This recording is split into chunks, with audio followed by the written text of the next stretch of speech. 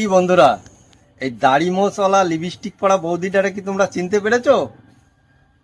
এই বৌদি কয়েকদিন আগে বলছিল না, সঙ্গীতা অ্যাডভোকেট সঙ্গীতা দিদিভাইয়ের উদ্দেশ্যে একটা ভিডিও দিচ্ছে। সঙ্গীতা দিদিভাই যেগুলো করছে ওটা নাকি সঙ্গীতা দিদির কন্টেন্ট। আর একটা কথা কি বলেছিল তোমাদের কি মনে আছে? মনে না থাকলে বিষয়টা একটু শোনো, তারপরে আমি দিদিভাইকে কয়েকটা কথা বলছি। তাদেরকেই বলছি সোশ্যাল মিডিয়াটা হলো 18+দের জন্য, এটা বাচ্চাদের জন্য নয়। আচ্ছা, তুমি যে দিদিভাই বা দাদাভাই যাই হোক, তুমি যে বলেছিলে সোশ্যাল মিডিয়াটা 18+দের জন্য, তাহলে তুমি এই যে বাচ্চাদের নিয়ে রাস্তায় দাঁড়িয়ে কি করছো? আমার একটা গল্প মনে পড়ে গেল, বুঝলে বন্ধুরা। গল্পটা বলি নাকি? বলি, একটু শোনো, গল্পটা মজা আছে।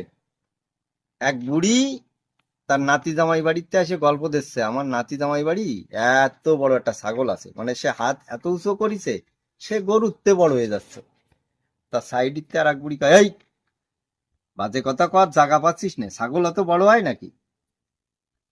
তখন ওই বুড়ি আবার করছে, আগের তে রাগিস কেন, আমি তখন তলায় হাত দি নাই, তলায় হাত দিলি ছাগল অনেক ছোট হয়ে যাবে। তা করছি, বৌদি বৌদি না দিদি ভাই তুমি সে যাই হও, কথা কবা একটু তলায় হাত দিয়ে কথা কই, বুঝছো? কার সম্বন্ধে কি বলতে হয় একটু একটু ভাবিয়ে চিনতে বলো।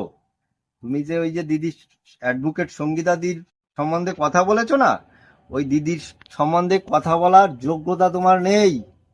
তুমি এই বাচ্চাদের নিয়ে রাস্তায় তুমি বাচ্চাদের ফিউচার নষ্ট করছো, আর তুমি এসে লেকচার দিচ্ছ ফেসবুক বা সোশ্যাল মিডিয়াটা 18+এর জন্য।